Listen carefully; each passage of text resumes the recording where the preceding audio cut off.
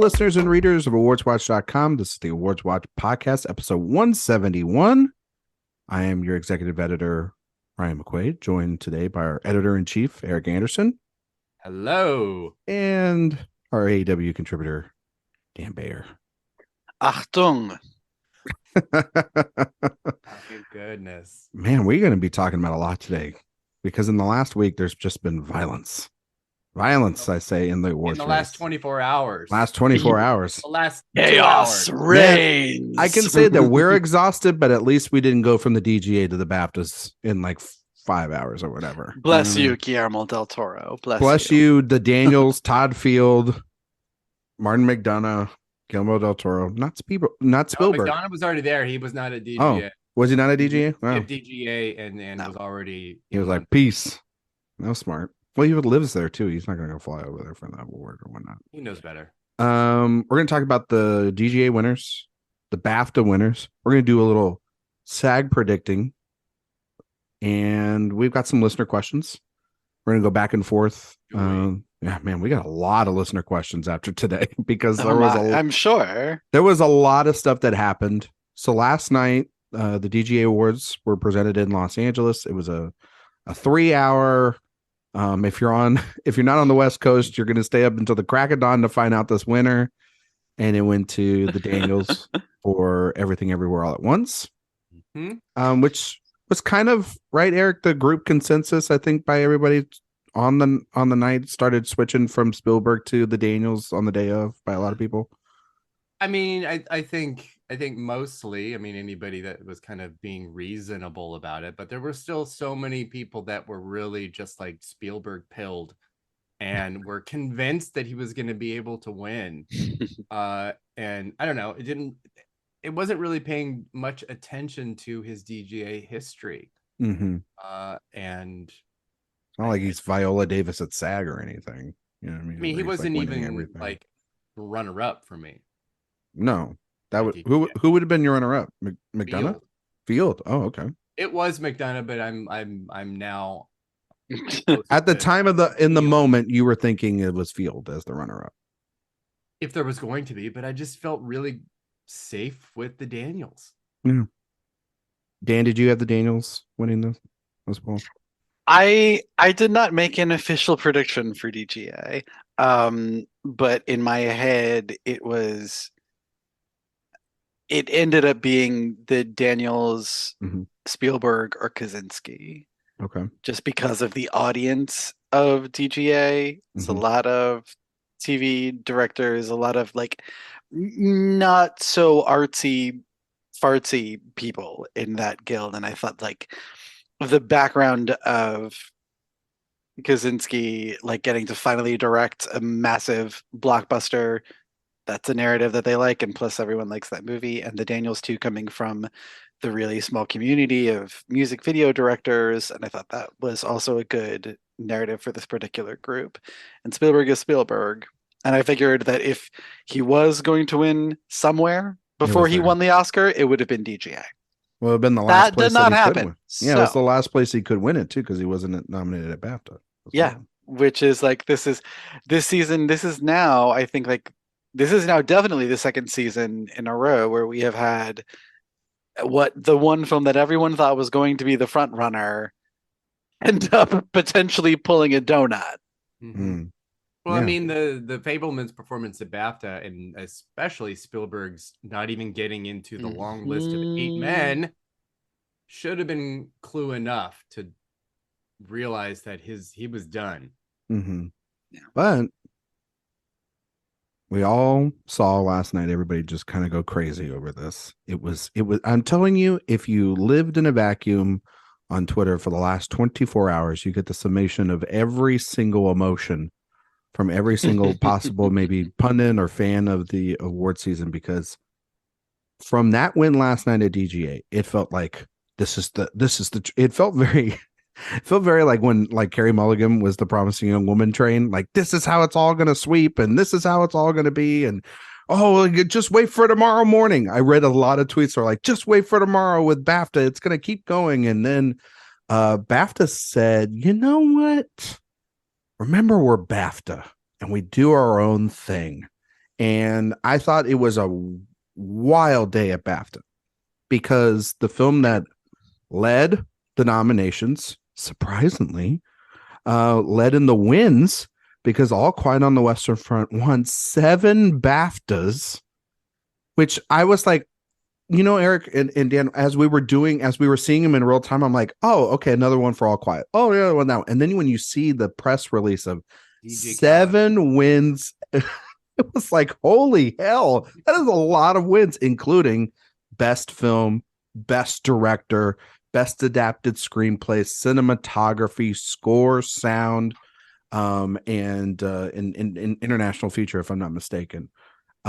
Just a great day for it. And then there was the Banshees of Inisherin, who we all kind of figured was going to have a big day as well, winning screenplay and best British film, but then winning a supporting actress and best supporting actor, and then finding out that Austin Butler looks to be our front runner now for best actor, along with a couple makeup win and a costume win for Elvis. So and then Cate Blanchett won for Tar. Were there any other notable ones as well, Eric? Editing. Pinocchio won the animated. The only Everything Everywhere win was editing, and it had 10 nominations. Yeah, and so there's a lot almost a donut.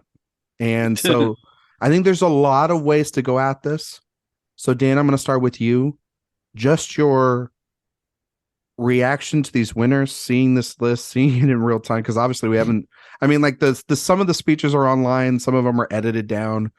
So at this point, like, what did you think of BAFTA today? I love when BAFTA says "fuck you all." It's truly more fun that way. I especially love now everyone saying like, "Oh, well, this means that All Quiet on the Western Front is winning the Oscar for Best Picture now." Calm down. No, it doesn't. Not necessarily. Is my big takeaway, honestly, is that like, okay, All Quiet is the serious tech contender that we thought it was going to be.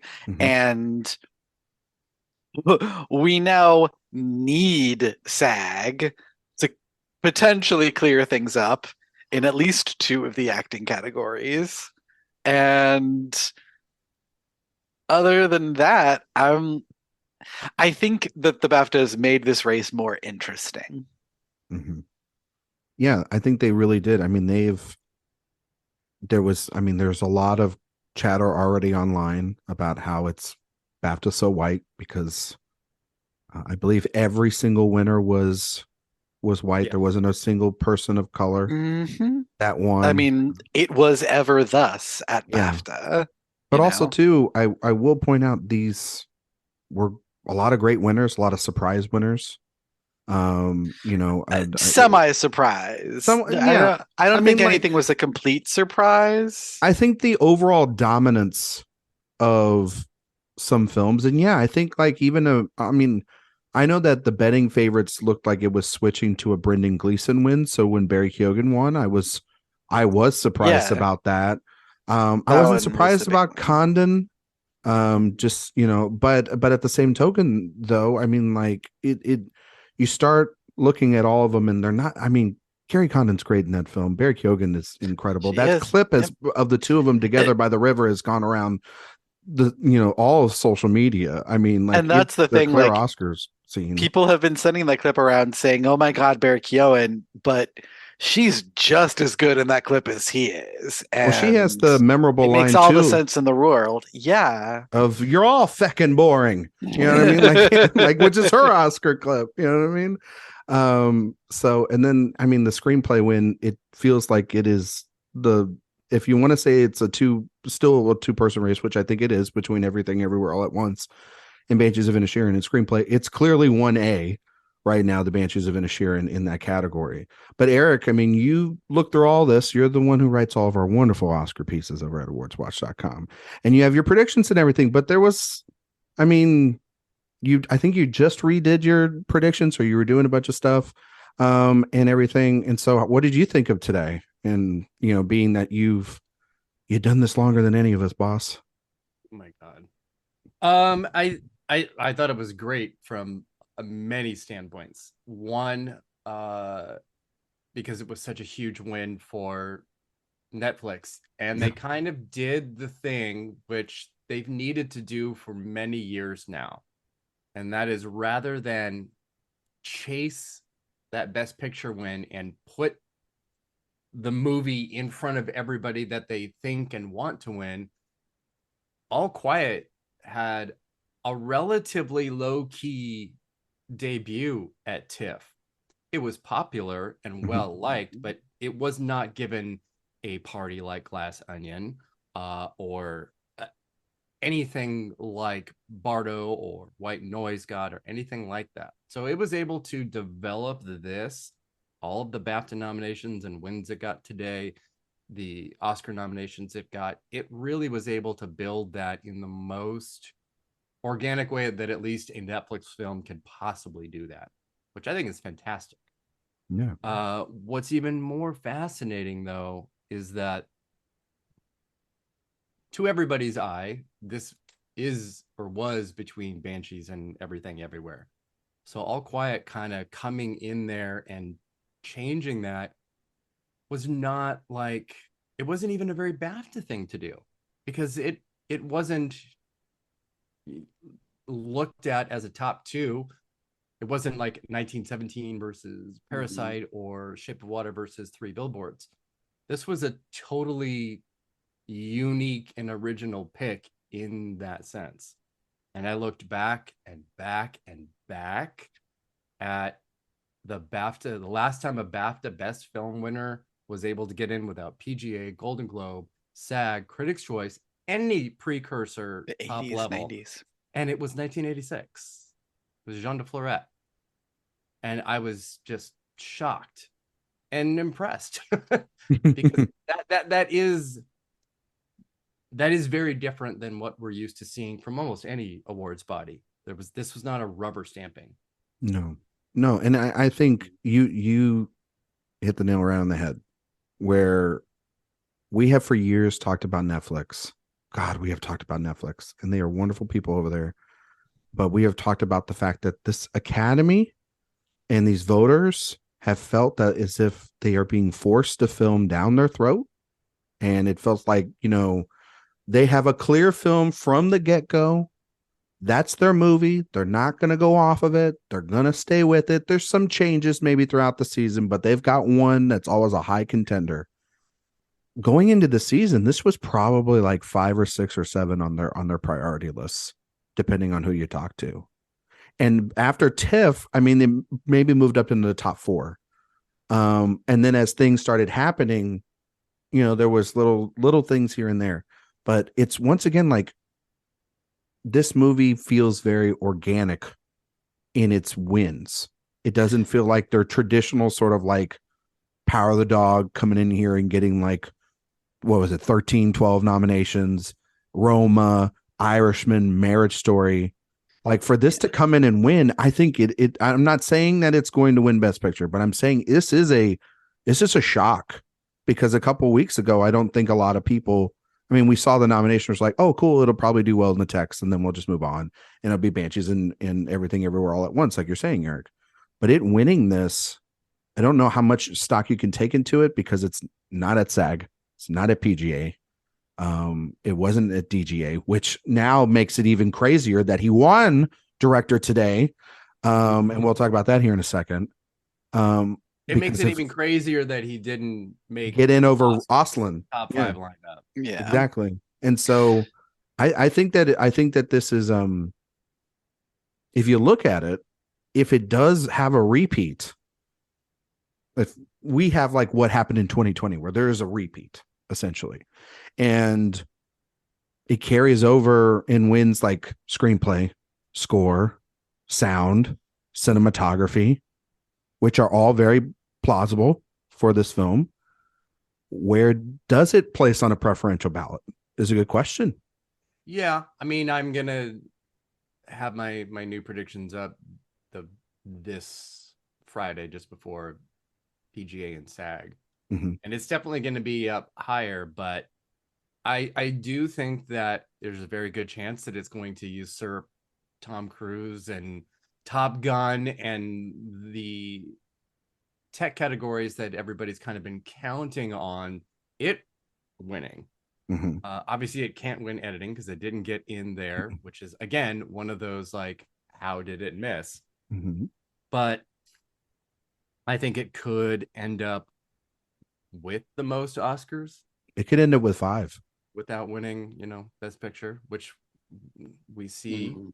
It could be, like Mad Max. I forgot to mention international feature as well. That it could totally. Yeah, it's that's most likely. It's absolutely winning. Walking in the door feature. with that. Yeah, you know what I mean. That's one of the easy. Yeah, if it wins only one, it will win international feature. Exactly. Going back to the Netflix of it all, it's notable to me that I think this is the first major Netflix campaign we've seen built around not a filmmaker, but the film itself. Yeah. And I think that's key because in the past, the films that they've been pushing as their top priorities have all been built around the filmmaker and the talent. Alfonso Cuarón, Jane Campion, Martin Scorsese, and Everything Everywhere came in and said, you could just be a good movie. How about that? You mean All Quiet? Yeah, All Quiet. Yeah. But what did I say? I think you said Everything Everywhere. It's fine. It's been a long day. And I just came back from seeing Memoria, so my brain is already scattered to the four winds. You were taking a nap. It's fine. No, I'm just kidding. But no, I mean, I think that you're right there. And I know that we've never had a remake of a Best Picture winner win, and we just win Best Picture, and we literally just had an example of that last year with West Side Story, right, where that movie couldn't get over the hump either. But also, this is a different take on this material. Well, I mean, they both are, and neither of them are really remakes, kind of, but more like readaptations of the same material. It's not a remake; it's an adaptation. Yeah. No, and a movie. It's an adaptation of original source material. Yeah. Okay. All right. To way to pull out the definition of that. It's like boat splitting for me. No, semantics are important. No, semantic. I get it. No. I get it. I'm just saying it's that I think this is different than a West Side Story because it's been, I mean, that was one of the first 5 Best Picture winners, and the filmmaking scope has changed. It's a much different film. Yeah. Than if you wanted to compare both West Side Stories and their adaptations, you know what I mean? So that's what I'm saying is if it wins, it's still kind of different. And it's also so unique that somebody like Edward Berger, who is a really nice guy and has mostly come from a television background and hasn't really had the resources to make these giant, big sprawling things, gets this opportunity and makes this movie that is it beating out Martin McDonagh and Park Chan-wook and Gina Prince Bythewood and all these people. And I just kind of sat there and I was like, this is a very, very cool for a little, for what feels like essentially a little bit of an underdog, even within Netflix to kind of rise to the top and win this many BAFTAs. Although you describing it like that made me want to compare it to Tom Hooper and The King's Speech. So yeah. maybe not so much. Different films, different countries, but I get what you're trying to say. But I think also too, in looking at its road right here, I mean, and how it's done, I think you also have to talk about what happened today as well, coming off of DGA, which is where we are at in Best Director after last night, and what does this all mean? Because of the fact that, yes, the Daniels won last night against Spielberg, but this should have most likely been a place too where they could have won, or at least one of the other Oscar nominated directors could have won too. And Berger beat them. And there was no Spielberg in this lineup. But I'm kind of curious with you guys. Like the movies that won were Banshees, Tar, Elvis, All Quiet on the Western Front. It wasn't Everything Everywhere All at Once outside of editing, and that's still in a very competitive race, probably with Elvis for that Oscar down the road. Do you guys think kind of how I am, where I was sitting there today going, this feels like the older members of the Academy flexing a little bit of their muscle, saying, I don't think that you guys think that we're going to vote for this movie. And it feels very remnants of stuff that they've done in the past where they're like, we're not going with Power of the Dog. We're not going with Chadwick Boseman. We're going with Anthony Hopkins. They've done that over the last couple of years. Do you guys think that this is a statement from them a little bit of where they're leaning? No. You don't think that? A little. You don't think that Everything Everywhere All at Once is underperformance here is a big deal? DGA, no, I don't think so. So you don't think? No, that if anything, it not winning here was better for it, because if it had been Banshees, then it would have been okay. The British bloc is supporting Banshees. Now it's a dead heat between Everything Everywhere and Banshees of Inisherin. Mm-hmm. And if it had won, it would have been, well, it's the front runner.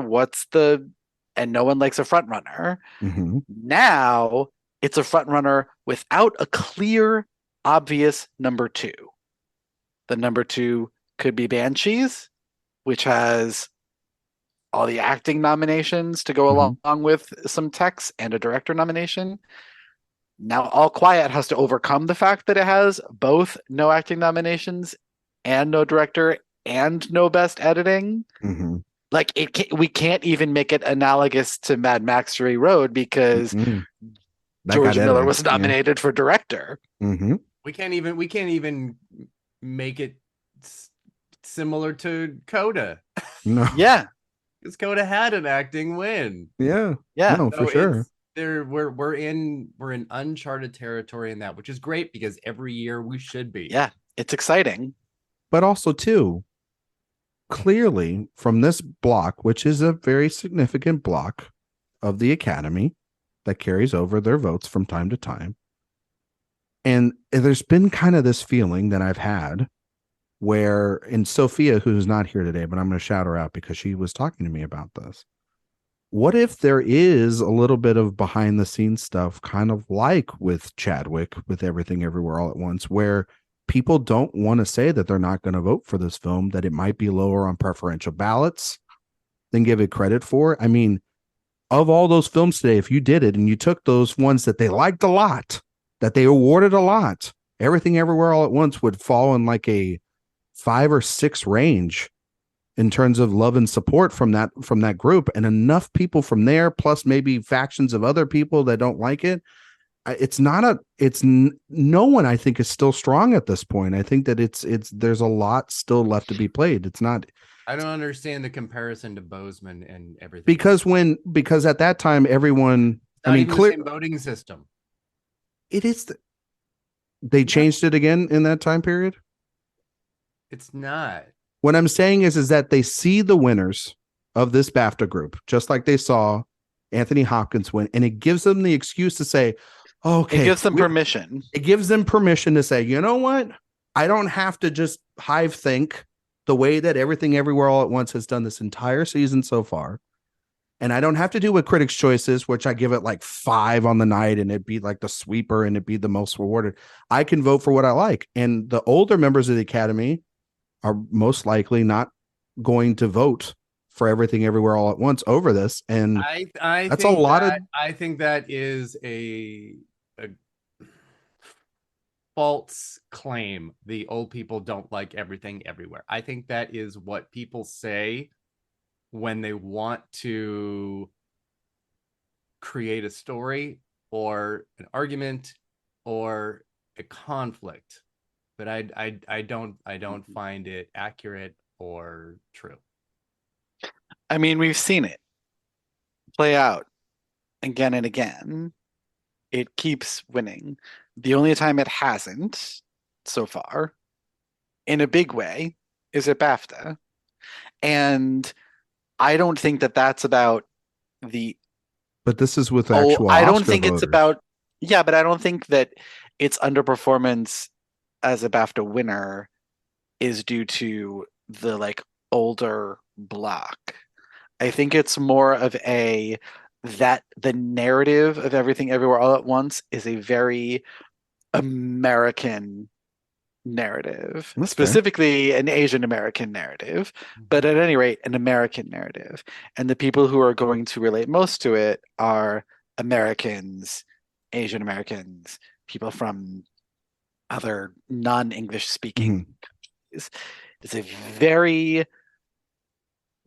it is not the story, not let alone like the way it's told, is not really something that is in the Brits' wheelhouse. It has an more of an uphill battle, I think, to get people to be on the same footing as most Americans are. And as we've seen, the Academy membership has certainly gotten younger and more international over the years. I do think though, and we'll talk about this here in SAG later, is that you are right. We could though have a tug and pull though, where where the international branches of the Academy it could be, or clearly it looks like from at least this group, not on board with it at all. And it could be then that SAG and obviously DGA, they are more inclined for it. And then you have to see, this might be one of the like a great test to see who has the real strength of power still left in the voting blocks of the Academy. Is it the newer, younger actors branch? Or is it the older members of the Academy, the international members of the Academy that have they both carried winners over the top over the last couple of years?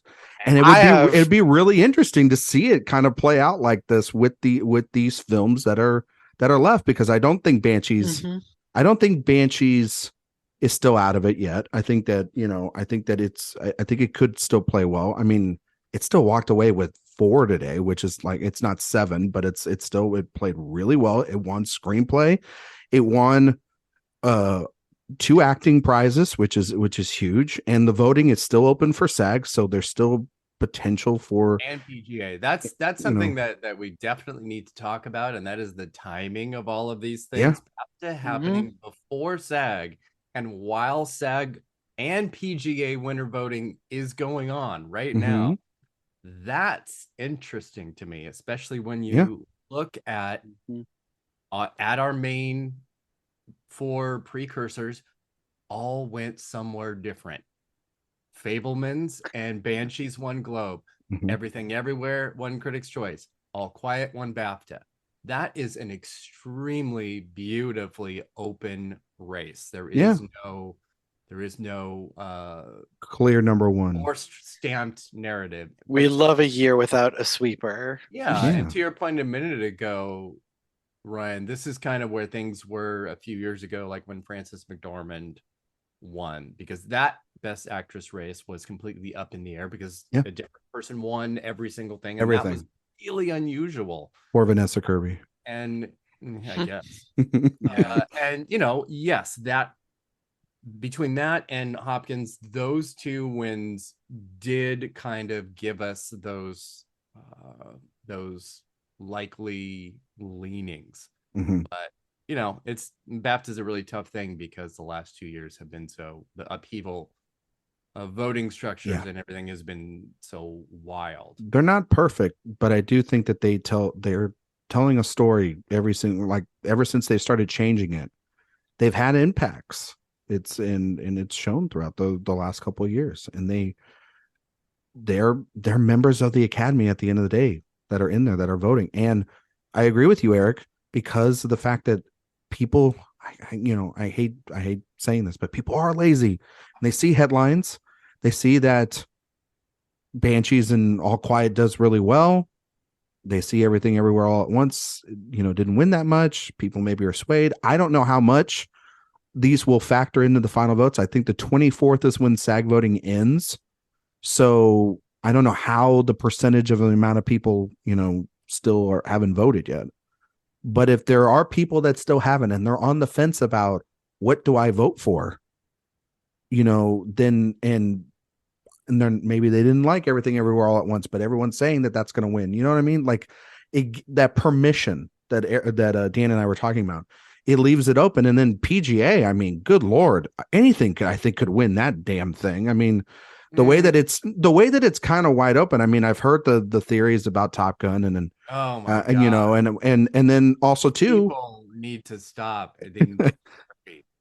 No, I mean, we've heard those theories. I mean, I think Banshees and Everything Everywhere will be there. Will do well in the room as well. I mean, Fabelmans could still potentially do it. I don't think it's just. I just don't know. I mean, like, what's the third option then at PGA? Is it just? Is there isn't one? Is because only the top two are even going to be considered. This isn't a Big Short year. No, but it also too, that is a very, I think it's just also, it's a different lineup even from what we have at Oscars still too. Like it's a very, but not that much. Yeah. I mean, you look at today, Populous Things did not have a good day with the BAFTAs, but then that could be different because look at like The Whale and Black Panther getting in there.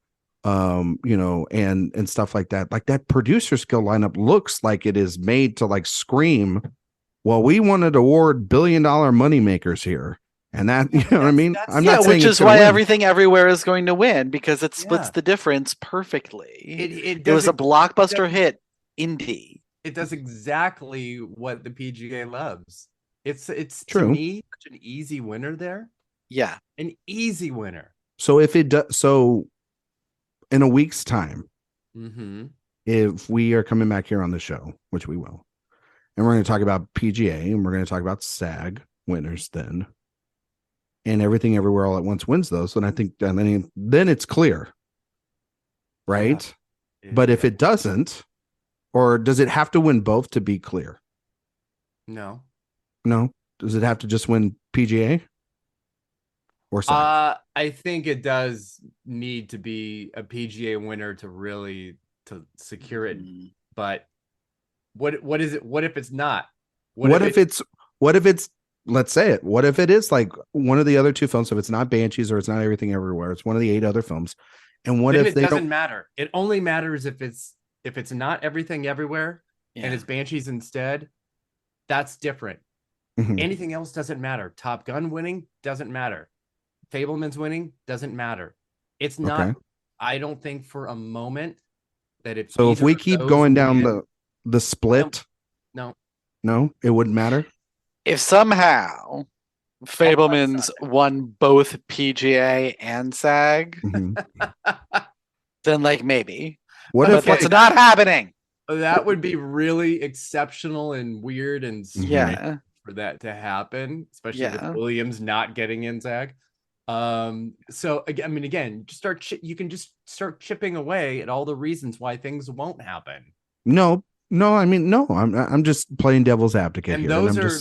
Those are much bigger than having to find the reasons for Everything Everywhere or Banshees as the winner. No, for sure. I'm just saying, like, if we continue down the path and we have split films, different films keep winning, like let's say if like Top Gun won PGA, and let's throw something crazy out there and say like Women Talking won SAG Ensemble, the correct winner, then like what do we do there at that point? Like what are we I just gotta ask the question and say like would we just fall back and say like what we feel? That is for 1 week's time, Ryan and Erik and Dan to talk I think about. Women Talking would be great, but all that would do is make its adapted screenplay win obvious and clear. Yeah. I mean, it's already because it has that SAG nomination. It has the Best Picture nomination.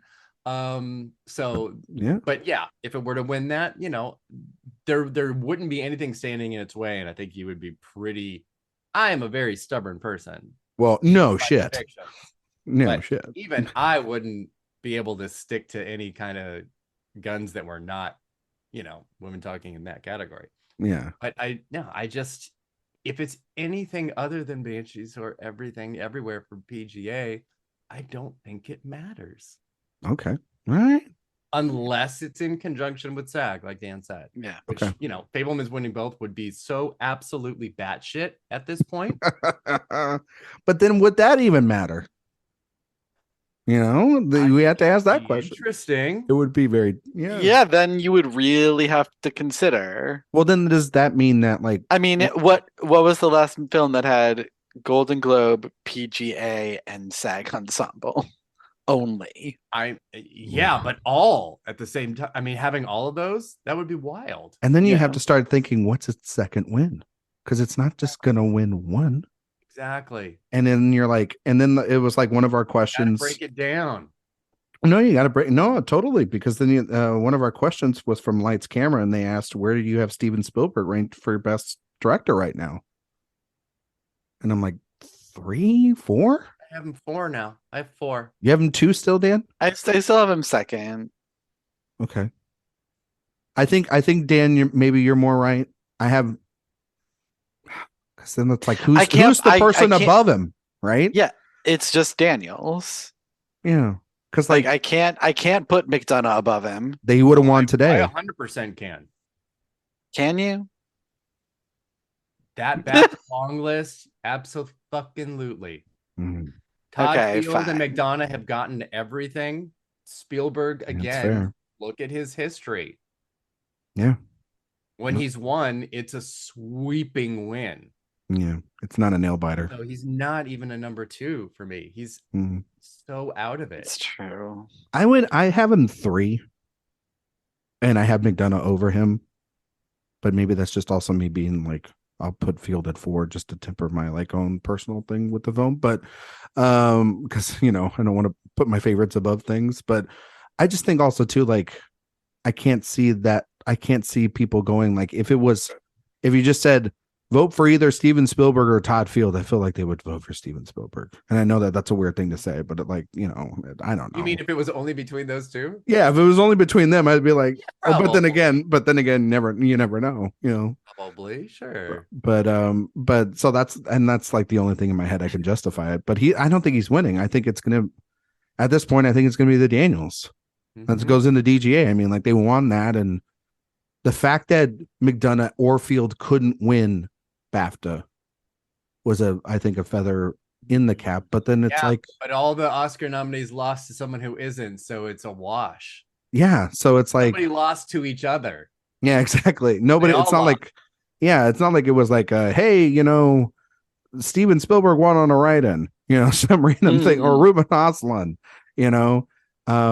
But if Berger was in the lineup, if he was in the 5, then we would be having a way different discussion, I think, right now at that point. So I think so. Yeah. So you guys want to talk about these acting performances or wins here, and let's talk about Best Actor from BAFTA. From BAFTA. Well, yeah, because the DGA didn't give out Best Actor last night. Yeah. So how we feeling in this category, boys? Was really something. Yeah. Yeah. Obviously, I'm not mad at it. I thought it was great. I thought it was pretty fun. Obviously, it's not what I wanted, but it certainly. Did you have? Oh, I had Farrell. Yeah. Oh, you had Farrell. Yeah, I had Farrell. Yeah. And yeah, I thought it would be Farrell. I mean, like, they went for the 2 Irish people that weren't really like number 1. Who weren't like giant stars, etc. Yeah, I'll give him credit there. That was impressive to not go with Colin Farrell. They really said, we love Banshees. Who led it again? I don't. Some guy. They went out of their way not to give leading actor to an Irishman, like out of their way. Yep. Which, like, to me, it's just like proof positive that Butler is gonna win the Oscar. Like, we'll talk about that here in a little bit. Wake up wins that it's getting. A wake up win. We're getting a Chastain, Cotillard, Streep, like, genuinely, Goldman. Unless Fraser pulls out SAG, Butler is absolutely winning the Oscar. But even then, it's like he's not going to have any other wins to go correlate with that win. Well, I'm talking about on Oscar night. I'd Like, say Globe and BAFTA are a stronger combo than Yeah. Critics' Choice and SAG. Yeah. like TikTok influencers and Mhm. the Critics' Choice. I It's think people I mean, we have to deal with that now. element of it. Quite you a bit. know, but I think As also if they too, vote. but also too, Also, like with those people in the voting pool at SAG now, come on, it's obviously going to be Butler. that's what I'm saying. It's like the guy's all over like every TikTok Yeah. or stuff alive, and people, and he's also like the People the use it that boy. same argument for Lady Gaga. I didn't. Well, I thought that was before they were in. No, No, that was like the first year. I didn't. It's think been she quite a was few gonna years do that. now. Huh. Time is a flat circle. I don't know. It's a very flat circle. But all I know is that I thought that Farrell, this was the place that he could win. And I thought that Butler was going to win SAG. And so I still think Butler's going to win SAG. And at that point, I think Austin Butler will be your best actor winner. But Colin Farrell is I think he's out of it at this point, which is really a shame because he should win this category. Because he not only delivered a great performance, but he had such a wonderful year. And yeah, I think, but I would still put him at number 2 over Brendan Fraser at this point, just because I know Eric's stubborn. He just admitted it on live mic. And I'm going to be stubborn too. The fact that both of those performances were nominated for Best Picture, I think that puts him over the other 3 in the category. No, I'm gonna finally relent. Yeah. Oh my God, it's a miracle. Yeah. So, but I mean, but also too, I think a lot of people sort of needed / wanted Farrell to win so that they could align their predictions easier and that it wasn't more difficult. It would have been easier. More difficult now. Yeah, because I mean, like Hassan asked us, does Condon and Keoghan have a shot at the Oscars in those 2 categories? And it's like, yeah, they absolutely have a shot. Condon definitely has a shot. Yeah, especially if she can win SAG.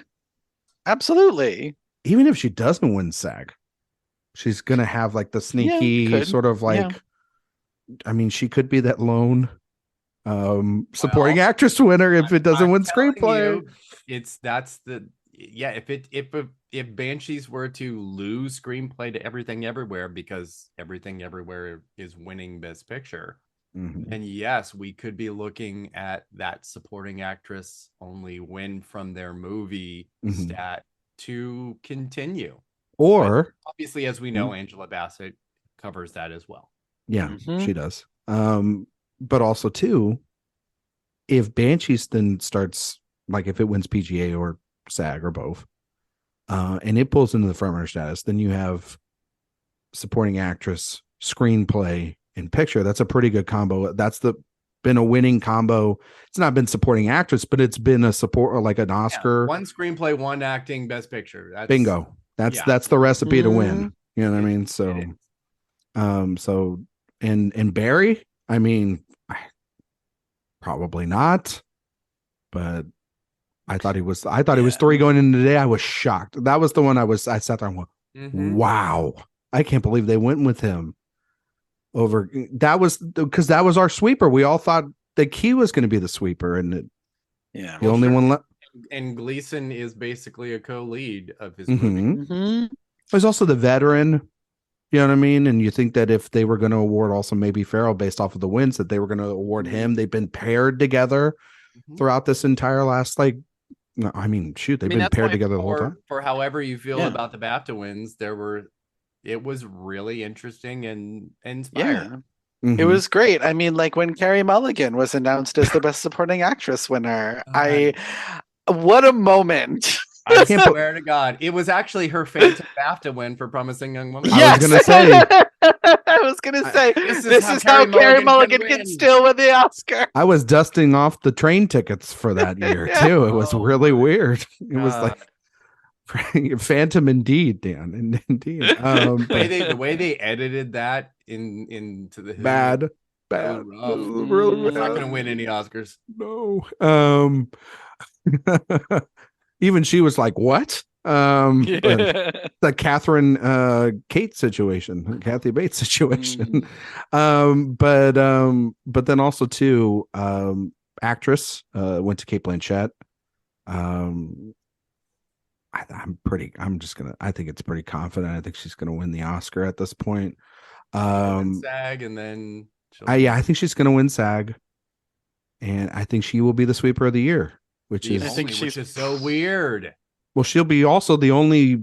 What's so crazy about it is she's the only winner of the 20 nominees in the acting categories. Previous winner, that is. And then she's the sweeper for again a movie that has overperformed and really well. And the best way to reward that film is with that performance. And we've seen them do that on the male side many times before.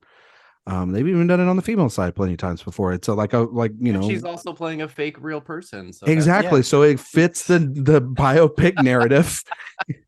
Weird that it's based off your life, Erik, but it's Sidebar though, that is something that favors Butler enormously because the other categories are fictional people. The frontrunners are all fictional people. It really does. Yeah. No, I mean I hate that the biopics always win, but it just favors them when it comes down to. There are a few things you can count on with the Oscars, and that's one of them. It goes down to the transformation, right, and everything. Yes, he transformed into Vera Farmiga, and it was flawless. I love the photo you used when it won Best Makeup. No shade at all today, huh? People had some things to say about that. Yeah, they were like, Erik, how dare you? But I'm like, it just won makeup. This is a makeup. Look at that picture. Come on, look at it. Yes, I know. I get it. Screenplays, Banshees, like we talked about. All Quiet on the Western Front. Curious now. It feels like it's between those two, right? Women talking All Quiet on the Western Front, right? Nothing really else. Yeah, that category. I mean, it's going to be women talking, but yeah, exactly. Yeah. I don't know. It's gonna be. I mean, I hope. I want it to be. The SAG cast nomination clinches it. Yeah. And then getting into Best Picture at the last second. Yeah, getting into Best Picture. Really. I am more shocked that we are living in a world where Everything Everywhere All at Once is likelier to win director than screenplay. That is the shocker of the season. Going back to when I first saw it, I'm like, well, this is clearly a screenplay winner. Yeah. And here we are. And Martin McDonagh has written the best screenplay of his career. He has. It feels undeniable in that category at this point. I can't believe that the season has led us down this path, but here we are. It's also just like, unlike Three Billboards, it's not a movie that has been marred with any controversies or anything, and they do love him. He's one of the great writers of our time, and it makes sense. I'm with you though, Dan. I mean, the start of the season was kind of like, okay, the Daniels will win original screenplay and Spielberg will win director, and then we'll have the fight between the two of them for picture. And that's just not how it's been. And, I mean, we should have kind of seen this a little bit with a lot of the Critics Awards, because even I think it was like the Houston Critics Awards came out like in the middle of DGA that chose the violence then. And they even still went with McDonagh in screenplay and director and picture to Everything Everywhere All at Once. Yeah. It's been the pattern all year. Well, I mean, it is possible. When you look at the Critics Awards, and when they do split, between adapted and original, Everything Everywhere has won more. But when you add the groups that only do a single category, then Banshees is the winner. So it's the screenplay categories are fascinating at the Oscars because they do one of two things. Either they back up the Best Picture winner, or it's a consolation prize. Yeah, it's the like aggressively cool screenplay or statement screenplay. It's the Get Out and Call Me by Your Names. Her. And her. Yeah, that are very, very much about those screenplays, those writers, and what those screenplays represent. Yeah. No, for sure. Which is to why know- it makes it so hard, because both Banshees and Everything Everywhere do that. Yeah, Yeah, they check it's off boxes on crazy. both sides. They both It do is completely crazy. Like I was talking about this with Matt Neglia of Next Best Picture earlier today while the ceremony was happening, and what we thought would, happen with screenplay now. And it's like he is of the opinion, and I'm not sure I agree, that Banshees is going down the same path that Three Billboards did, where it will, win BAFTA, Globe, and then miss the Oscar. And I'm not so confident about that. No, because with that year you had a movie, And you had 3 movies that were three really movies fighting for that that spot. one. And also of the 3, Mhm. Billboards was the more controversial of Billboards was the most controversial. Get Out was the biggest grosser. It The had most people saw it. It had locked wins in other categories for Francis and for Rockwell at that point. Like it wasn't like Yeah, they it didn't need to yeah. win screenplay, and he Exactly. wasn't nominated for director. So how much did they really like it? Yeah, and so this one, this is the stronger Banshees movie. has everything going for it. Right, it really now. does. Everything. Yeah, for sure. Because it even has the original angle if you want to go there. I mean, and it's more close to his roots. You know what I mean, and everything, and it's a topic that he knows. And yeah, it's not like it's not Francis and Sam Rockwell, but it's Brendan Gleeson and Colin Farrell. It's a lot better than that. Yeah, you know what I mean. And and it's again, it's one of the best reviewed films of the year. It's better than Three Billboards. So there's part of me that worries it's too writerly to win at the Oscars, but I don't want know. to pretend that Three Billboards wasn't like a really well-reviewed film, though, because it was. It was. You can talk about controversy of it, but that's a microcosm of reality. No, I get it, but also too, like when we were pulling hairs. Well, it was like pulling hairs at the last second, and then I think that Get Out and definitely Shape of Water obviously flexed its muscles down the stretch, and that played into it a little bit, when you go and do the autopsy, you know what I mean? So on top of the fact that like Get Out was the film of that year. Everyone had been talking about it since its release in Q1. Wink wink, you know what I mean? So like I get it. I can see that parallel between that and Everything Everywhere All at Once. I really can. Yeah. But also Get Out wasn't the leader for nominations either, though. Right. And Banshees really does. It feels like that is McDonough's consolation prize and the film's consolation prize for not winning picture director.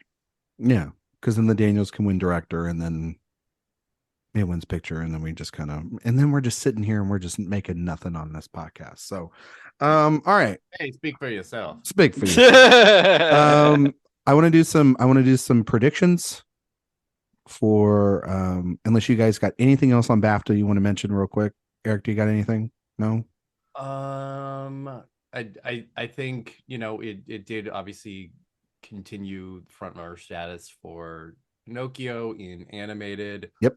Brought the puppets on the Babylon stage. now has BAFTA and Critics' Choice. It'll probably get Art Directors Guild, so that seems like a pretty good win there. Maybe talk about a little bit about, I don't know if to talk about it, but score.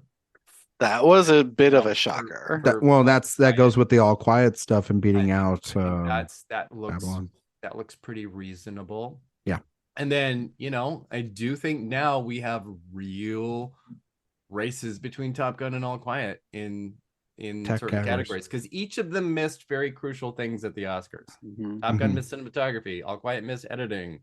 Things are not going to be. Neither got acting. All things equal. I mean, it could just be like 1917. Yeah. Again, which also won 7 BAFTAs. Just 3 Oscars, because it wasn't really one. Also World War I, also missed editing. I mean, there's a lot. Didn't break into lead actor, But I'm not going to say, well, We if won't go down then. that path. Yeah, no, for sure. But I mean, I just know that now it's, I know if they're listening, then I know they're going to know this because it's just the truth. I just know that now that after this BAFTA performance and everything, like Netflix, they're going to be awake. It's going to be a push. I don't know if it'll work for them or not, but this organic thing is now going to finally get their full undivided attention for the final stretch, and that it will be interesting to see how it plays out that way, because yes, it'll miss things, and yes, it's not a part of certain award shows, but it'll be interesting if they get presenters, or if they get, or how new screenings are done, or whatever, you know what I mean. It'll be interesting on that front, the final pushes for campaigning and everything. But I do agree with you, the score winner was like, and I mean, it just also too the what was it? Babylon 1 production design, right? Yeah. And it went in, and then the night before, because at the same time the DGA, there was the Art Directors Guild. There was the Art Directors Guild. Yeah. In Babylon 1 there, Everything Everywhere All at Once beat Avatar in contemporary. So which yeah, is so Babylon's in a very, very good position, because the only thing it lost was the set decorators. And I'm like, good luck with that. And then, but then it's also like it's up against Elvis. There's gonna be a break between Elvis and Babylon, probably, for those two categories that Catherine Martin has been able to win twice. Yeah. No, for sure. It'll be interesting to see how we predict those and everything when it all breaks down. Sure. Speaking of predictions, let's go to SAG. Let's do it. This might be very easy for us. We might have a long conversation. I think it's pretty messy, actually. You think it's a what? It's a mess? I think it's pretty messy. It's pretty messy. Yeah. In a good way. We're gonna do all the categories. We're not just gonna do film. We'll do TV too. What? No, why? Why? Nothing against TV, but no, let's just. Wow. Okay, poor Tyler. We're not going to do TV today. Hey, if Tyler was here, then we could do TV. Let's you just know do film and listener questions. All right. Outstanding performance by a stunt ensemble in a motion picture. You have Avatar, Batman, Black Panther, Wakanda Forever, Top Gun Maverick, and The Woman King. I got Top Gun Maverick. Seems pretty right, Erik. I think that's probably fair. It's actually a really, really good lineup. Yeah, it is. And I want to just double check really quick. We do have the full name lineups of the stunt nominees, and when you thought that SAG cast had potentially a huge lineup, you haven't seen nothing until you've seen the ensembles. And it's just like when you hang around to the end credits of a movie and you're talking 50 plus people, way more for some. The Batman is 100 people.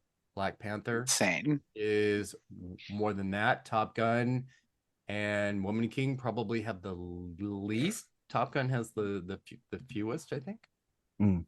But these are real people and probably vote and are a part of this SAG 160,000. Right. Top Gun seems like a favorite. I'll probably go with that. Right. Yeah, I'm thinking Top Gun or Avatar. Ooh, Avatar. All right. Yeah. I mean, they're doing deep dives underwater, holding their breath for multiple minutes on end. I mean, yeah, it's a technical feat.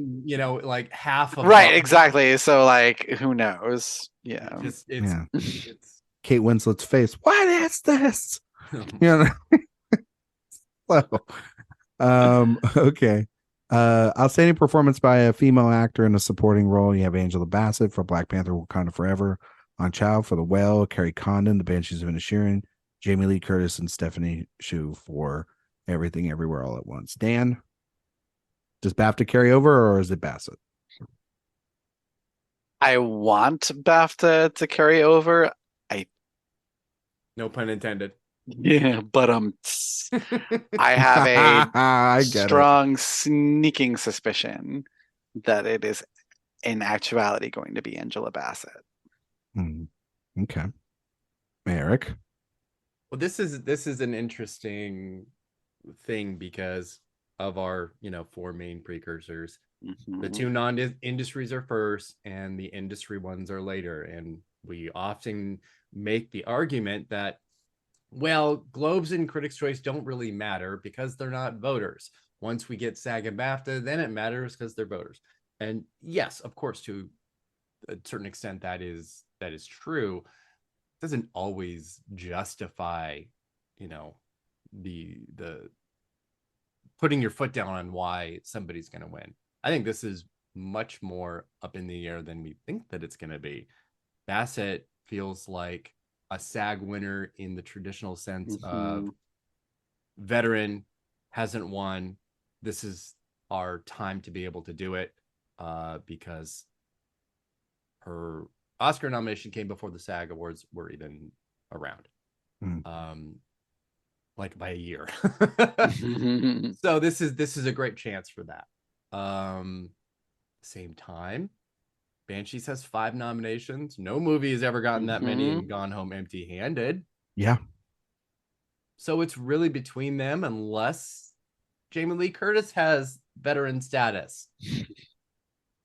And, both Bassett and Curtis have pretty low screen time. But that's not going to matter. No. And I actually think it's between those two. I don't think Condon is really I don't think she's a number 2. I think she's 3. So I think it's between Bassett and Curtis for that reason. And I'm going to probably lean Bassett. Okay. I'm so conflicted by this because even if Angela Bassett wins this, I still won't be confident until the envelope is announced with her name, because not because of her as an actress and an icon in this industry, but because of the marvel of it all. I think a little bit of that factors in. I think that there's been discussions over the last couple of weeks with like the way this Ant-Man movie has come out and has like left people with like the existential questions of like, are we getting tired of this franchise? The fact that it also too, like it's also, Marvel's a little bit like Netflix in some degrees too, where there is always like baggage that comes along with it. You also have Jamie Lee Curtis, who's been out there everywhere, not only pushing herself, but the film, Michelle Yeoh, everybody. And then, yeah, Condon feels like the sort of like she's been starting to do things as well. She was on, Kimmel and a bunch of other shows as well this past week.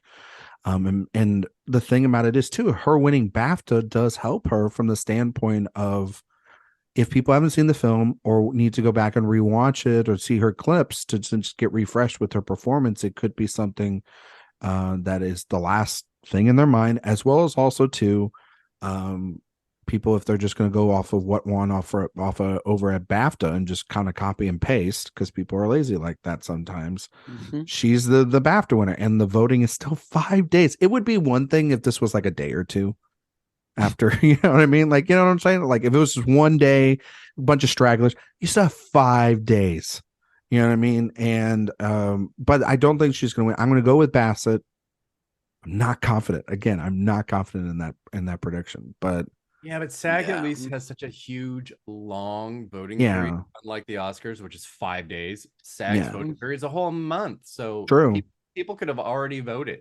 And I'm not going to put a whole lot of stock in anti-Marvel bias, because anytime we see whether it's sci-fi or a Black-led film or an LGBTQ film, something breaks through, and then it just is. No, I agree. It's just through with this, so I think that I don't think Ant-Man's going to have any kind of negative impact. No, I just think that it's not even about Marvel. This is only going to be about rewarding Bassett. Yeah. I think that the last film, which was a much more successful film with the Academy and with everybody, there were all the pushes there for Michael B. Jordan and others to get nominated. There was the small little. That's what I'm saying. That's what I'm saying is that been crossed. But that's what. Yeah, the goal has been crossed in a year in which she had to Michelle Williams moved over to lead, and the Talking Women couldn't get their shit together, and all these other things happened, and it's fell into there, but it doesn't feel like a performance that they're like that, like, you know, it's got a clip. No, I'll give it that. You know what I mean? She but got like a couple clips, yeah, you know what I mean? But that clip has been out there for forever, and it's one of those things where like you don't even need to watch the performance to know You that can just see the she's trailer. Yeah. great. You can see it right there in the trailer. Yeah. No, I agree. Yeah. And it's clearly like SAG voters are not entirely unaware of the influence that their ultimate winner has. Mhm. And if any guild is going to be consciously thinking about what their winner says about them as a group and the sort of things they value, it will be SAG. And it makes all the sense in the world that they'd want to say, we don't care about the vehicle. Angela Bassett should have a goddamn award. Yeah, no, for sure. And also too, they've been more diverse over the last couple of years than definitely BAFTA and the Academy overall. You know what I mean? So, and mostly I think like if you're predicting Bassett to win the Oscar, you better be predicting her to win here too. Because if she does fit the profile of like the recent supporting actress winners being the only wins from their films. No, that's true. That's true. It goes back though to Erik, and what he said is that I feel like a stat's going to be broken on Sunday night because spoiler alert, I don't know if Banshees is going to win anything. So at this point, it would, and they've been breaking left and right. So you can't be beholden to those. It's just how the race has played out. But I'm going with Bassett. But I'm not confident in it. Outstanding performance by male in a supporting role. You have Paul Dano. Oh my God, I love SAG because they nominated Paul Dano for The Fabelmans, and Brendan Gleeson and Barry Keoghan for The Banshees of Inisherin. Ki Kwan for Everything Everywhere All at Once, and Erik's favorite performance, Eddie Redmayne for The Good Nurse. Whatever, He's not bad. I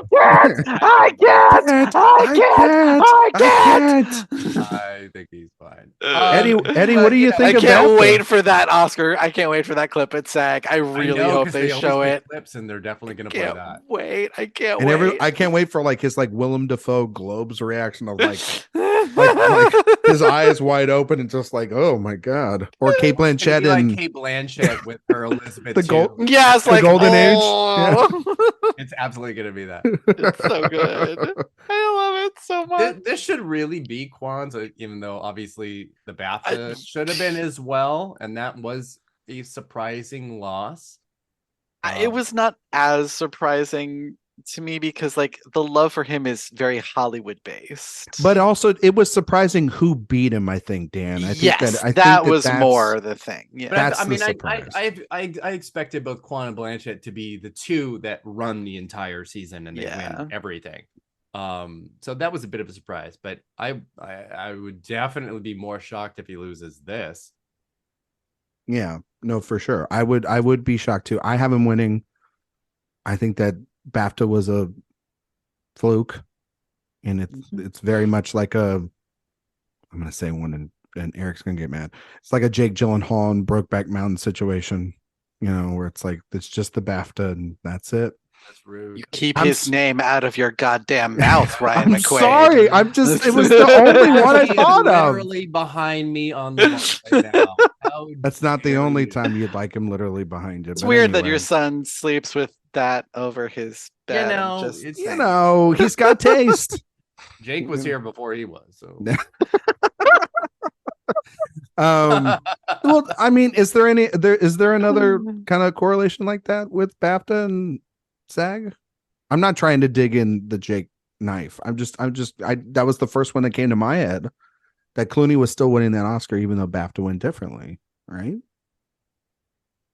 Yeah, because people make a lot of excuses as to why Jake Gyllenhaal won BAFTA because of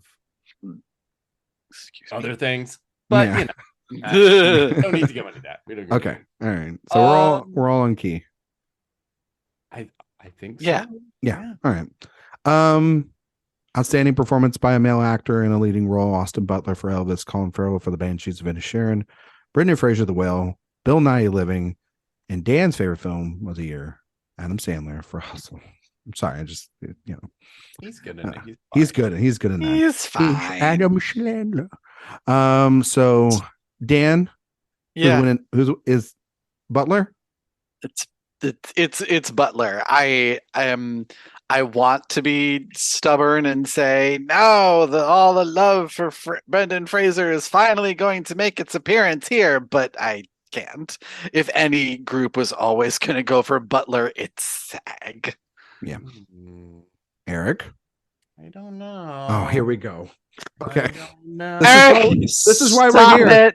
You're Eric, just gaslighting everyone and yourself. You're You're just doing this to yourself. I don't know.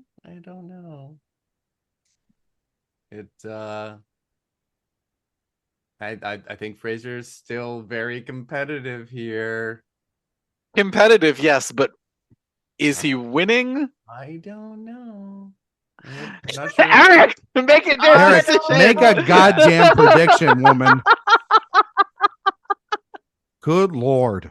Let us out of our misery and just tell us. Even You're just it's killing you. It's killing you because you've been. It's tough. It is tough. yeah, I guess I will go with Butler, There we go. Okay. at least for now. I'm He going says as he changes his predictions article to read Brendan Fraser. Yeah. Maybe. I do have a quick question. Let's play out the scenarios here, because I think there's only 3 scenarios that Zach could play out realistically. So I'm predicting Austin Butler as well. That will then lead him to win his Oscar. We're firmly on that line. If Brendan Fraser wins, what does that do for y'all's predictions? If he Does wins, it make it a race? What? Yeah, if he wins here, I may even predict him to win the Oscar again. Okay. yeah. And again, all things are not equal. So like a sympathetic win for Bassett or for Kwan isn't necessarily the same as for Fraser. So it's everybody's narrative is a little different. Everybody's reasoning for voting for people is going to be different. It's not you can't just designate for everybody. I do think though that the acting and makeup and hairstyling correlation has become so strong. And that is Butler or Fraser. Yeah. Mm. Those also Best Picture's pretty strong too sometimes. Yes. Yeah. Which is favors Butler above Fraser. Yeah, exactly. Yeah. Because he has both. Exactly. Yep. But devil's advocate, if out of a weird turn of events, Colin Farrell does win the SAG award. Wouldn't be that weird. It wouldn't be that weird, but it would be weird that he No. won SAG over BAFTA. That's the only thing I think that it would be weird about it. But like if he won it, it's all timing of voting. yeah. So if he won SAG, what would that do for y'all? Would it be in the same boat too? Would you be kind of like wrestling through Butler and Farrell at that point to the finish line? Yeah. Yeah. No, I would say it's still Butler. But by a slim margin or a by a close margin, but Okay. still definitely Butler. By It a would be thin interesting. Elvis margin. Yeah. Yes. Okay. All right. Yes. Not peanut butter and banana sandwich margin. Okay. I'm for really sure. mad that we didn't get to see like a whole sequence. Montage. Of Literally him making the sandwich. Baz, come on. on. I would have loved that. Like the fast cuts of him I spreading wanted- it. I was like, I literally the first time I saw it, I was waiting for the sequence of him on the toilet. Like it was just waiting. A lot of those things. I was so glad it didn't make it in. Yeah, it was pretty clear that it wasn't, but yeah, peanut butter could have made it in. That would have been tasty. Anyway, best performance by a female actor in a leading role: Kate Blanchett for Tar, Viola Davis, The Woman King, Ana de Armas for Blonde, Daniel Deadwyler for Till, and Michelle Yeoh for Everything Everywhere All at Once. Eric? Imagine if Viola Davis wins a third best. Okay, that's would die. That's what I was gonna Imagine ask. for a second. Let's talk about that. Die. What if she won? Because I mean, talk about timing of voting. There was the op-ed piece by Gina Prince Bythewood in the Hollywood Reporter. All the backlash from the Andrea Riseborough stuff. The fact that yes, I know she was at BAFTA, but that wasn't going to make much of a difference. And the fact that she carried every nomination up until Oscars, so what if she did win? What does that even do for the whole race? Is it just kind of as a wash and we move on? Yeah. Davis has better precursors than like somebody like Michelle Williams, who's not even here. Yeah. So why not? Yeah. I think there's a case to be made actually for pretty much any of these 5. Yeah. Even DeArmas. Absolutely. Oh yeah, please. She's been playing Marilyn Monroe for SAG. No, I agree. Come on. Yeah, no. Low bat Yeah, like- she's in great shape. Should go up there and say daddy. But they all have to compete against Cate Blanchett. Yeah. And that's just you don't win doing that. No, you don't. True. You lose. Someone they love just as much as Viola Davis. It's Cate Blanchett. I mean, come on. But there is the Michelle Yeoh of it all.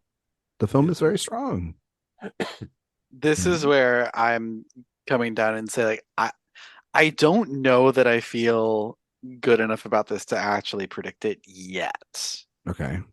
But Here we go. He's gonna go Daniel Detweiler.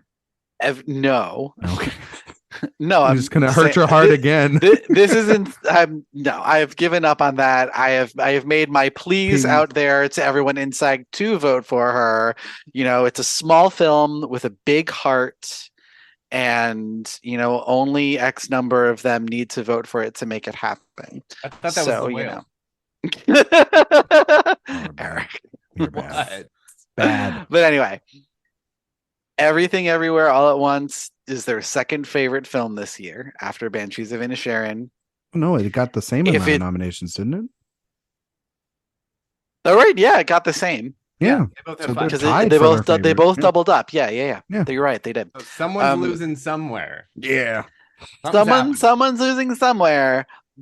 But I do think that Michelle Yeoh could take it just because they liked Everything Everywhere better than any of the other movies in this category overall. True. And if you're going to make a statement and put forth diversity as SAG can want to do, why wouldn't it be Michelle Yeoh? Mm-hmm. That is the one that makes the most sense out of, I love them both dearly, but it makes more sense for them to award Michelle than Danielle Detweiler or Viola Davis. Or for Dunlop. this. Yeah. Or Ana de Armas. Yeah. Although her, yeah. And so I think that Michelle Yeoh stands a very, very good chance of winning here. I don't know that I'm really confident enough in it to predict it. Mm-hmm. And I mostly, honestly, just want her to win so we have an actual race in this category. But that's where I'm at right now, because it's hard to argue with Blanchett. It really is. It is hard. It's also just sometimes when a performance is undeniable, it just wins. Mm-hmm. I've said it. I mean, it's the one thing I've been bullish on all year. I'll tell you that. I know, and I know that I am fully in the minority when I say this is the most boring of her wins, because it's such a typical Cate Blanchett role and Cate Blanchett performance. So, but I get when you look back at Cate Blanchett's career, this is the one. This is the Cate Blanchett performance. So why wouldn't you award it? I get it. Also, too, I mean, the film it may not have another nomination here, but it's gifted and memed and pulled apart and clips and everything online too. It's easy to take that scene and misinterpret, in the middle there at the what is it, Juilliard and all that different stuff too. Mm-hmm. She is Cate Blanchett. She's in the big franchises and all these different things. She's one of the most versatile actors we've ever had. She's very well loved. I mean, shit, wasn't she nominated last year for Nightmare Alley? And we were all like, what the hell? I love that nomination. I mean, so they like her too. I'm just gonna stick with Kate. I have this whole season. I have no reason otherwise. But even if Michelle Yeoh wins SAG, which would be a big win, and would be a speech for sure. I feel like we're just waiting for her to give a speech, and man, that would be right before we get to those final votes, and it would make for an interesting race. But I think Kate's going to go up there. I think she's going to win, and I think that she's going to win that, and it's going to be the only sweeper of the year, which was kind of crazy like 48 hours ago because we all thought it was going to be Ki Kwan. So, but I mean, it's a very well-deserved win by Cate Blanchett, in my opinion. I don't think anybody can get mad at it. I think that you're talking, and it's still razor thin too. Like I think that the margin for error for either one of them it's a 2-person race, all the way to the finish line. Anybody else that wins that Oscar, it would be the biggest upset probably of all time. Like, what's crazy about that 5 nomination SAG stat in the movies that have done it, all of them that were nominated in the category of leading actress won. Doubt, Fascinating. Chicago, Shakespeare in Love. Banshees doesn't have a nomination here. Only Everything Everywhere does. Just to throw son of a bitch that out there.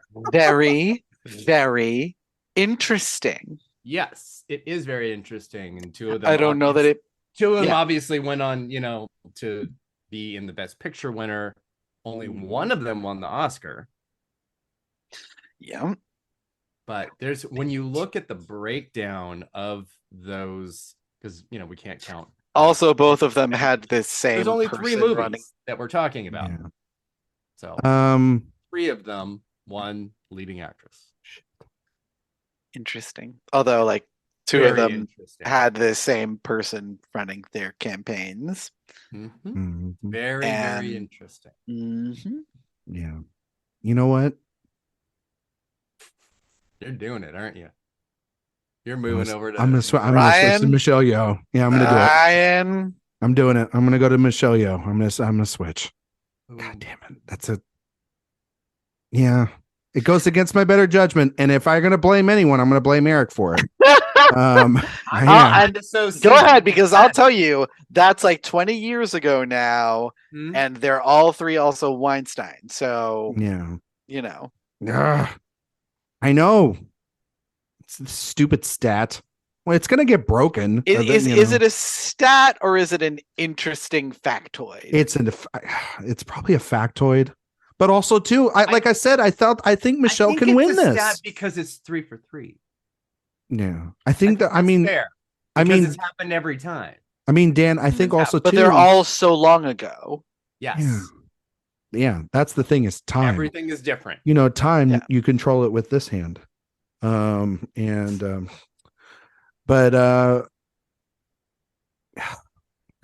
hate you. I hate you so much. You cannot start without him. He starts the clock. I'm gonna go with Michelle Yeoh. That's my final prediction. Ooh. I'm gonna go with locking it in. You heard it here first. I'm locking it in. I'm not confident because I can't believe I'm wavering on my one thing that I've wavered all year on, but you're not wrong. Son of a bitch. All right. So this would be more like a Chicago situation for you than Shakespeare in Love, right? Because if you're predicting Kwan and Yeoh, I don't know what you're going to predict for cast. We'll see. In a minute. I'll show my Babylon card right now. But we do know how that turned out for Renee Zellweger at the Oscars. Well, that was an interesting year. I will tell you this. For me personally, whatever happens at SAG, I still think Kate wins the Oscar. That's all that matters to me. At that point. Well, there you go. Then it is a Chicago situation for you. Yeah, I do think that's true. I think Michelle needed to win both BAFTA and She SAG in she order needed to win to. the Oscar. Yeah. And that movie needed to be win more. If she wasn't winning, it needed to win more at BAFTA. Yeah. To show that sign of strength. And once again, Tar was like Dan, you're mentioning, Tar was more has more love or got more attention from other branches of the Academy with its nominations than just at SAG with just the one nomination, which it was only gonna get. It was never gonna get like Ensemble or Nina Haas, really. So okay, let's do Ensemble. Babylon, Banshees, Everything Everywhere All at Once, The Fablemans, Women Talking.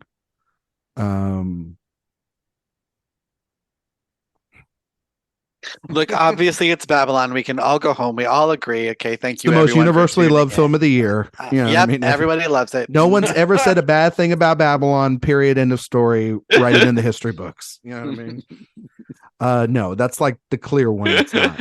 Honestly, okay. I am going to pick Everything Everywhere All at Once. I think this is where it's going to win. But I would not be surprised if Women Talking won. I've been having this weird feeling about it for like the last couple of weeks. I don't know what it is. Maybe I'm just on something. Maybe it's the Moderna vaccine that I took today. I don't know. The booster, I don't know, but I have a weird feeling that they're gonna surprise. That's all. I got a weird feeling about it, but I think it's gonna be everywhere. I would love that. It's the real ensemble out of this goddamn group. Like not just 4 performances that all got nominated. Like an ensemble. Banshees is an ensemble of 4. Of 4. It's impressive that it's even in here. Yeah, that's the impressive part for Banshees is that it made it. Yeah. Yeah. When I think of ensemble, Dan, I think about like 6 or 7. You know, does that make sense? For me, that's a lazy definition of ensemble. Well, I think of just like no performance stands out. The group stands out too. Like it's like when you think of Women Talking, it's like everybody in that whole cast from young to old. And I agree because they're all of them are mostly in the same scenes together. It's not like Banshees. Banshees is a different kind of ensemble where like all 4 of them are never really in a scene together, but they're all in scenes with each other constantly. Yeah, it's like the difference between a group and like a company, I guess. I don't know. You know what I mean? It's just larger. I don't know. I don't know where you're going with that. Yeah. Like Glass Onion is more of an ensemble to me. And it should have been here. Damn right it should have been. You know, like when Defy Bloods came out, I was like, oh, and they nominated that. I was like, yep, that's an ensemble, all right. You know what I mean? You know, so Eric's favorite movie, Trial Chicago 7, totally an ensemble. You know what I mean? Erik, what are you picking? I really want Fablemans to win so David Lynch can have a SAG award. Holy shit, yes. Okay. That would be kind of amazing. Yeah, it'd be fucking incredible and hilarious. Mm-hmm. Really hilarious. No, I'm gonna go with Everything Everywhere here. Okay. Which means I'm predicting Banshees to get a total snub, which is weird. Super risky. Dan? There's part of me that wants to say that Banshees actually does pull this one out and say like, yeah, we couldn't quite give you the win everywhere else, but we still love you all. But I'm pretty sure it's Everything Everywhere All at Once. Yeah, PGA is a different story. Winners and sizes of casts, and a Banshees win would be pretty. Yeah. I mean, it would be beasts of no name. I mean, it would. No, that's right. Spotlight win. I can't think of anything that's comparable to a cast that small.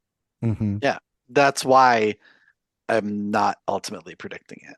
Yeah, wasn't like No Country like 5 or 6 people? Let's take a quick look. Maybe I'm wrong about that. I don't know. Birdman was 1, 2, 3, 4, 5, 6. Birdman 7, was a lot, including Andrea Riseborough. Yeah, she's already won. She's got enough awards. You know what I mean? We're good with While you look that up, Eric, I'm gonna get us over to our listener questions. Yeah, they're really big cats. I'm gonna get us over our listener questions. We're gonna answer as many of these we can as fast as we can, so we can get out of here quickly. Whitney wants to know: does the fact that every single winner, including the tech categories, and the producer for best film, is a white person, mean anything about how BAFTA will be treated moving forward by, I guess, how we look at them? Yeah. No, I mean, it was ever thus. This is a known problem with BAFTA. Yeah, and I mean they've been trying with the They have they're at least making the efforts with their jury systems and everything to try to be more diverse. Mhm. I think this year it's like sort of the 2 step forward, 1 step back of like the last 2 years, and then taking a step back, and it's gonna happen. It's just gonna happen every now and then. Like It is, you and know. I think it it's will disappointing, but it'll Yeah. and it was actually not as big a conversation as I thought it was going to be today. no, I mean, definitely people were highlighting it. I highlighted it because the Mhm. last 2 years of very new diverse. BAFTA have been incredible in Mhm. terms of non-white winners up and down the categories. Mhm. So when you have a year like this that isn't, it's going to be highlighted as regressive, and it is. It's on, like I said, on the surface, it looks like old BAFTA, Yeah. not like the new foot that they have stepped with in the last couple of years. So yeah, does it deserve criticism and examination? Of course it does. Yeah, I'm just not sure that it means more than it does. No, I don't think. I think that The it's thing just. that I'm I think it's a than it would have BAFTA 5 years thing. ago. Yeah.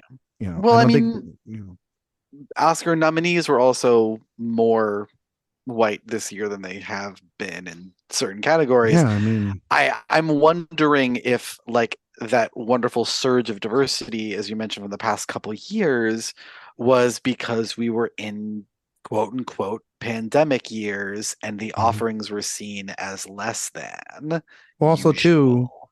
it also too when one movie is like Everything Everywhere All at Once carries the torch for a lot of the diverse winners, and then they don't win. That's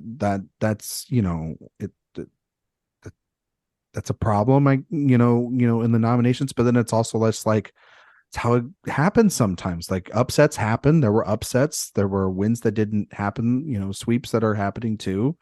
But it's one voting body. Everyone's different, and also they were good winners. It's not like these were bad winners either. Like it wasn't like egregious. That's not even the argument. It's not about good. No, or but bad. it is a little bit of that too, because it's like you don't want them to just win for diversity's sake either, though, Eric. You know what I mean? Yes, but when you look at the winners that have won, that was not the case. These were people that were already winning. Yeah. Elsewhere, and eventually the Oscars. Questlove, Hamaguchi, Zhao, Will Smith, Ariana DeBose.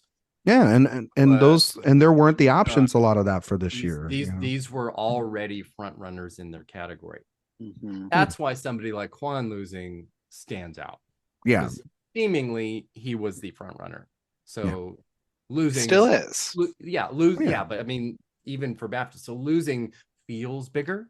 Yeah, and it looks bigger, I think, than maybe it is. Yeah, but it also goes to like the films, you know what I mean, as opposed to like West Side Story is a more, I guess, conventional pick than something like Everything Everywhere All at Once for them to celebrate. I don't know. Yeah, but that win also is what gave us that really horrible. I know. Oh God, I know. From Mariana DeBose at the BAFTA. Oh, I have heard. I haven't watched. What a train wreck. Really? It was all, just name checking all the female. Yeah, it was just like, you're the best. Ace for effort, crap what like it felt that. like is when the Globes used to take a popular song and rewrite the lyrics to be Waiting for the Globes. Exactly. Waiting for the Globes, the greatest like parody song that wasn't intentionally a parody of all time. It was like completely forgotten about that. It was like, what if Billy Crystal out of my memory? What if Billy Crystal came back for one more song, and yeah. only it was even worse than you could possibly imagine. I Still love very those Billy bad. Crystal montages. I enjoyed those. I do too. They were always really, really fun. And But this one, relatively smart. the 2011 one wasn't great, so that's what I was having in my mind. But Kinsey, we did. I just wanted to bring this up. We did already kind of talk about this. What do you make of adapted screenplay? Is it Between All Quiet and Women Talking? Yes. Is the lawsuit for Top Gun going to hold it back from here? Sure. Yes, Kinsey. Just wanted to bring up the lawsuit. Really, Shelley also too. But anyway. That question was so funny. Considering Clearly, the scripters think so. yes, It's hilarious. Joey Moser asks, "What are we sleeping on?" Paul Mescal. Palm. Oh, Literally. oh, We're talking about in the race, not literally. oh. Obviously, All quiet. All Quiet, I guess. A little And bit. is that the only one? I guess so. It depends Wonderful on conversation, guys. how much weight we're putting on, On the BAFTA. London and Barry Kogan. Yeah. Yeah, I mean, like, I don't. Is there anything we're sleeping Andrea on? Riseborough. Let's just say it. We're sleeping. Clearly. She's part of the 5. She's got a 20% shot. You know what I mean? Frances Fisher is still out there Sleeping doing whatever She's screaming on Hollywood Boulevard and with impunity. with in an Elmo costume. Vote for her. I swear. Hey, listen, Frances Fisher is doing a Titanic convention in New Jersey, so she Freaking is course. booked and busy. Yeah, because But Serious, and for real. busy. All And right. it's in like some kind of weird New Jersey city name, and I'm Oh gonna my get God, she's crucified. approaching like all the AMPUS members she can find and tying them into corsets. Mhm. What she's doing. Throwing them onto lifeboats. Let's go to the voting booth. Scott wants to know, considering SAG-AFTRA has invited social media influencers, a group people who seem to be big fans of Everything Everywhere All at Once into the guild, do you think that this gives the film a significant advantage over the competitors in the category for SAG Ensemble? No, do they vote? Yeah, that's the question. We don't know if they vote. Do they vote? It's certainly part of it, but And we don't. there are other necessarily know things going Everything Everywhere's way at Yeah. SAG besides just that. Jasmine wants to know, what All Quiet wins do you think will translate from BAFTA to the Oscars? Editing. Cinema. Since it's the one that it won. No, it wasn't nominated for it. Oh wait, Quiet. Quiet. Sorry, I was still on Everything Everywhere. Yeah, you've mixed Just- that up twice today. It's well, I mean, it's bad. we talked about that at the top. Yeah. I mean, there could be a sea change going from Top Gun to All Quiet, or more of a balance between the two, because they're not nominated against each other in several categories. Yeah. Like 4 or 5 categories could go its way. Really? Yeah. Do y'all think that the BAFTA win gives it a big leg up over Babylon and Score? Yeah. Because I'm not entirely. I don't know. That's I mean, the one like, that carrying I don't know only what to do with. Carrying only Globe as And opposed to no Best BAFTA? Picture, and yeah. But didn't it also get like the Hollywood Music or whatever? No, that one it wasn't too? nominated Didn't- there at Oh all. right, it wasn't nominated there. Yeah. They gave him a special award. but they didn't nominate him. Yeah. Okay. They're like, here's your consolation prize. Interesting. Okay. Yeah, I'm leaning All Quiet, but I mean, it could still go to Babylon. I got a couple weeks to decide before we do that episode.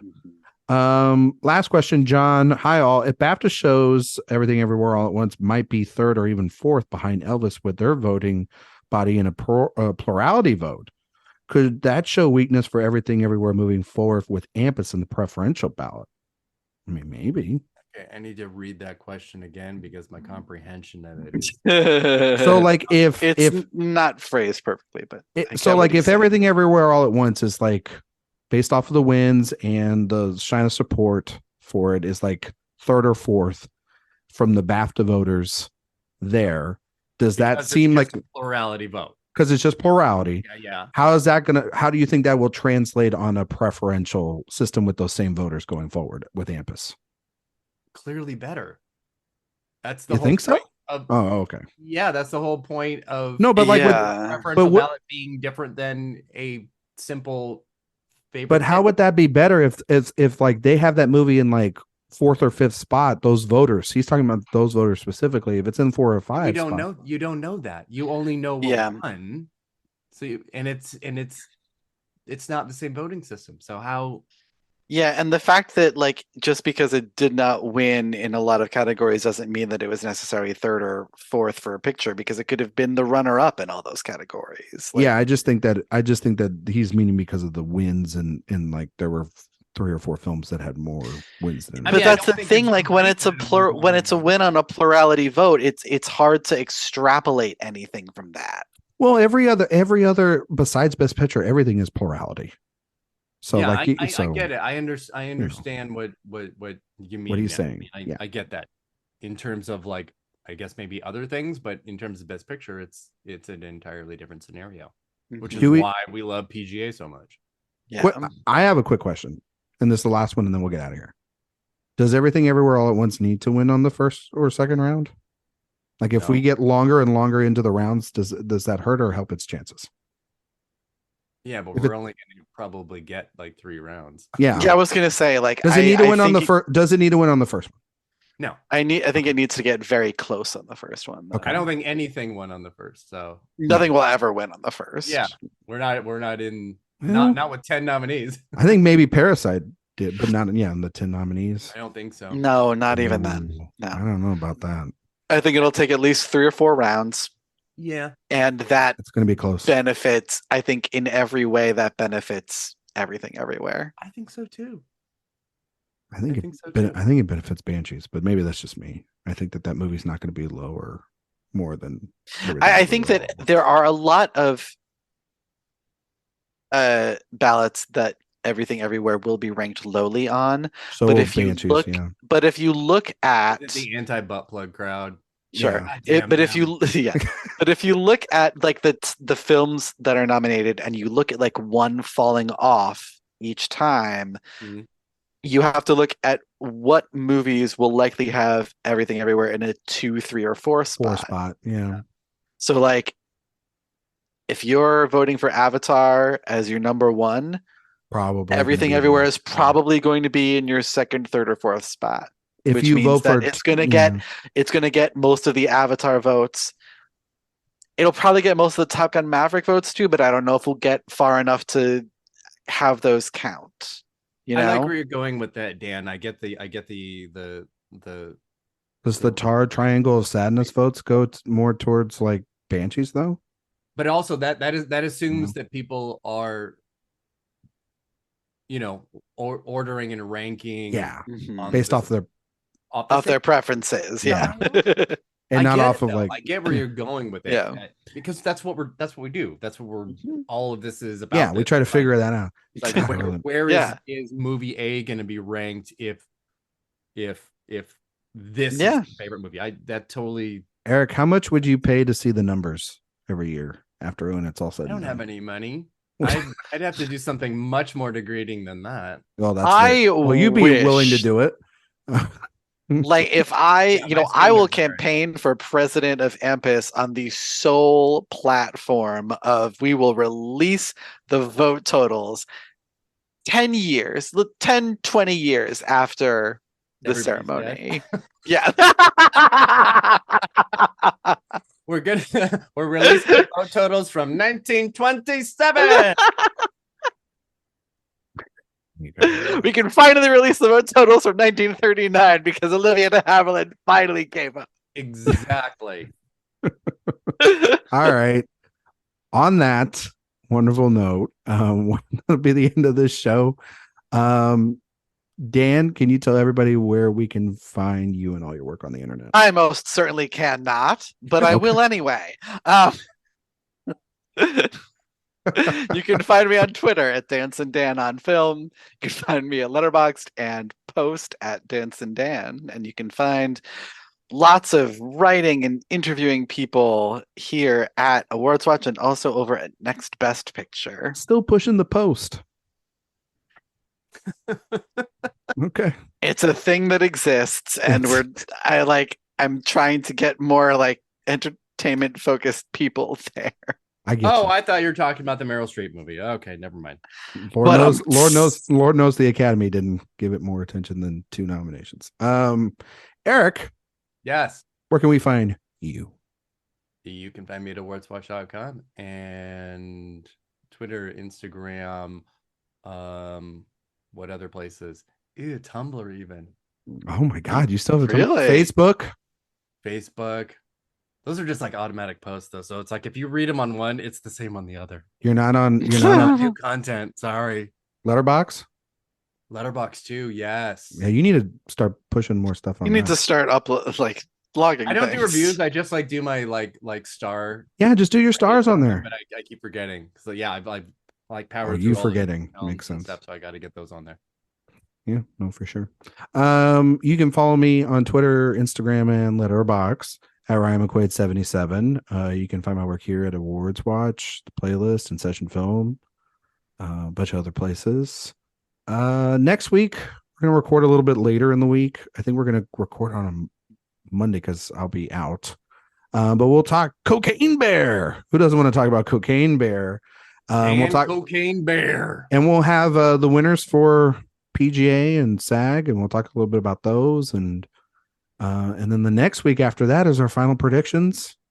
And then after a week after that, Dan and I are at South by, and Eric's in Los Angeles partying all night, and we're gonna finally end this season, and we're all gonna get some well rested.